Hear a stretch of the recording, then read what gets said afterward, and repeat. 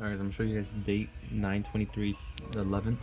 You see the 11th basically. 11/9/23. Today I had a meltdown day. I won't even lie to you guys. I lost 4% on the phase 2 account. I'm down 3.5%. Very, very bad. I'm not even gonna lie. I stopped monk mode. I was doing monk mode July 9th is when I stopped. Currently it's July 11th again. We didn't finish our task here. We did finish in July 7th, and then we stopped July 8th, July 9th. We couldn't even continue anymore.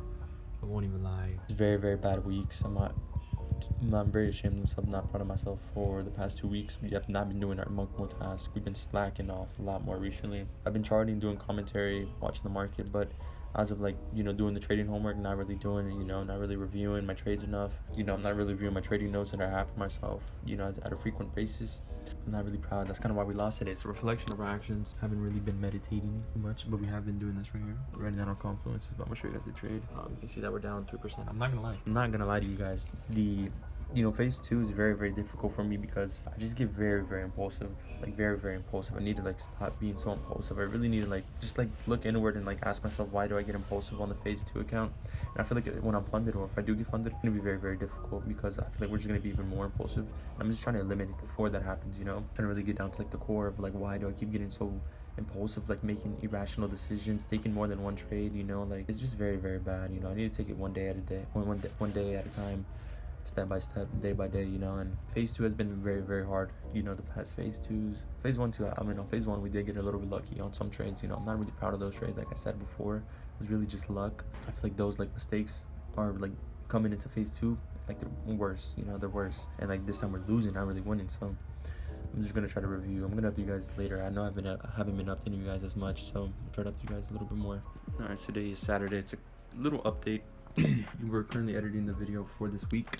Lost 4% in one day. Losing 4% in one day is so demoralizing, I should say. It's very toll on you, I won't even lie.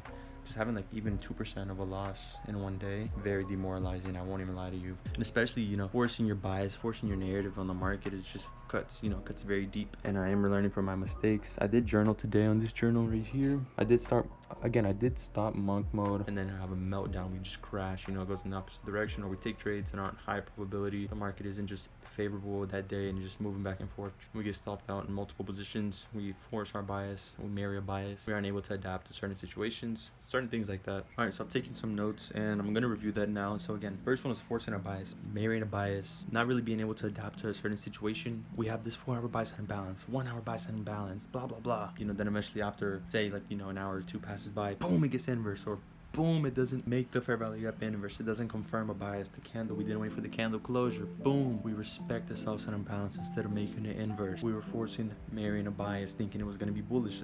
That's an example, a certain scenario like that. And then rushing to make money. I think that's the big one right here. Everybody's into trading just to make money. Not a bad scenario, but when you're rushing, you make irrational decisions to get there as soon as possible. And I feel like that's been happening a lot more, especially with the meltdown days. We rush into it, force too much of our bias. We're forcing it. We missed out on so many days. We feel the need to take something when we shouldn't. We need to preserve capital, but we're not. We're trying to put more in risk, pass the account, to rush and pass the account. We would have that type of mentality, where it's all right, if I'm patient, of course it will come to me, but offer itself in a higher confluence.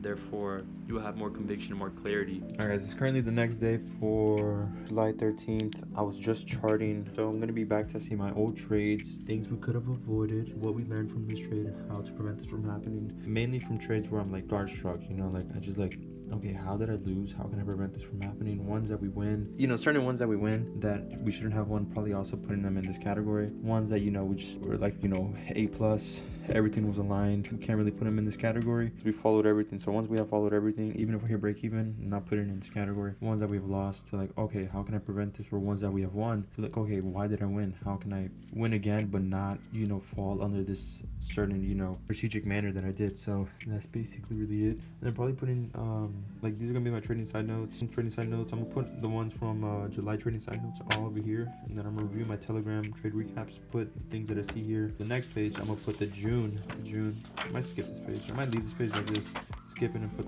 over here because this is pretty scuffed, I won't lie. Probably put my June and then July. Once July finishes, wait for July. That'll be really it, honestly. So yeah, that's really it, honestly, with the trading complex. But reviewing that every morning. That's kind of why I want to put on a separate page. And then yeah, that's really really and honestly, I'm gonna go review this trade recap, this trade recap right there, this trade recap, and then this one right here, and that'll be it for the week. So yeah. Okay, so I know I haven't updated you guys in a while. This is currently date Friday, June 19th, 1724, and again, I'm about to record a video for not the documentary, but the Road to Funding. We're still yet to finish this book. We're on page 194. I really can't tell where I left off on, but I think it was right here. And we just didn't finish chapter 5. You know, this is like the middle of chapter 5. It's gonna be a long chapter. So it's gonna be, you can see phase 2, 5K. I'm gonna just learn from my experiences here because I already know what I did wrong. I already know phase 2 emotionally, I'm not really there, you know, like I really need to start journaling how I feel during, like, whenever I'm about to take a trade. Stick to my rules, stick to my game plan. I just broke my rules multiple times. I was risking, you know, towards the end, taking low quality setups, you know, on phase 2. That's something I've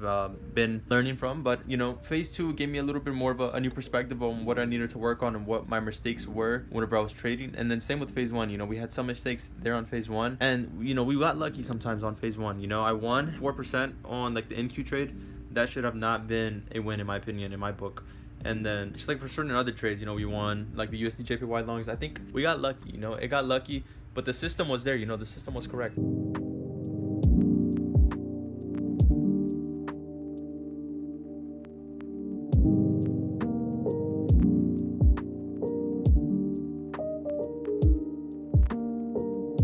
As you can see the date, guys, July 22. And again, I failed my funded phase 2. Right now, all I'm currently trying to do is just back test. I'm just trying to, you know, go on FX replay really soon after I'm done doing the high and low of the week. That's kind of what you saw earlier in the clip, high and low of the week. I'm doing for this week. And then after that, I'm gonna do the high and low of the day for the same market. Right now, I'm currently on GU, which is the last market I did Dixie before then, and now we're stuck on GU. We're like on week 26, and it's very simple, very easy. Just watching to see how the power 3 is forming on the weekly candle. But again, we failed phase 2, and I know why I failed phase 2. It was really just emotional, you know, just it was the trades I was taking were really emotional on phase 2, and if I'm being truly honest, they weren't really following my game plan. And that's kind of why I'm taking another funded account. This time I'm gonna do a little bit more in private. I'm not really gonna be recording only this right here, probably really recording the documentary, but I'm not really gonna be recording every single thing I do, like every trade I take, or you know, every single thing, like market commentaries. When I see something super clear, I'm gonna make a commentary about it. Like today, I see a couple markets that are clear. I'm going into tomorrow, and then probably make a video about them. Again, I did stop monk mode. Again, I said I was gonna redo it.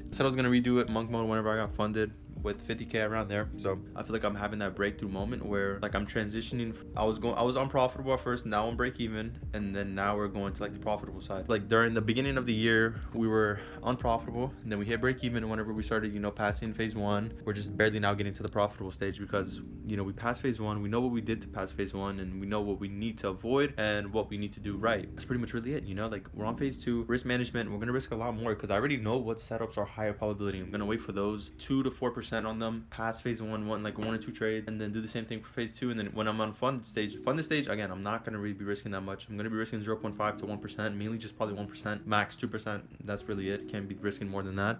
Just because I know funded accounts right now are like, yeah, funded challenges are like the prop firms, I should say, are like not really the best. Probably just Psychology too is probably gonna be not on our side if we do something like that. Today is the 29th. It's a Monday. We have NFP and FOMC, so it's the 29th. I did finish my trading homework for the high and low of the week, which was a couple of weeks ago we finished that, but today we did 3 of these right here. We did Dixie, no, we did 2, I think. Oh no, actually I don't know, I don't remember, but I think I did all 3 of them. EU, GU, and then Dixie for high and low of the day. And then we finished NQ, ES, and Dow Jones. Like, I'm trying to clean up my Google Docs. I have a lot of stuff here. I used to backtest a lot, and now what we're gonna do is go to FX Replay. We're gonna buy FX Replay. I'm still trying to determine which models I'm gonna use, because I also have, which is like my old models I used to use, but I just don't really have them like really determined. So I'm not really gonna use them anymore because I don't really use them. So I'm only gonna use these right here. I'm only gonna try to find trades using these right here. Probably this one right here, the A minus. I feel like A plus is gonna be way too hard to find, so A minus is probably gonna have to be the move, or B plus right here, this one right here, daily 1 hour and 5 minute. And then daily, what I got up to you guys about was watching CRT. I was watching CRT for Romero XICT, so they were backtesting CRT, but it just didn't. I still need to watch a little bit more videos. I just stopped watching it, but after the first video we watched Romero's CRT video, I need to review the notes. I feel like he just didn't go in depth about it, so I might re-watch it. NFP, FOMC. So yeah, I just need a backtest, and that's all I'm gonna do. Peace.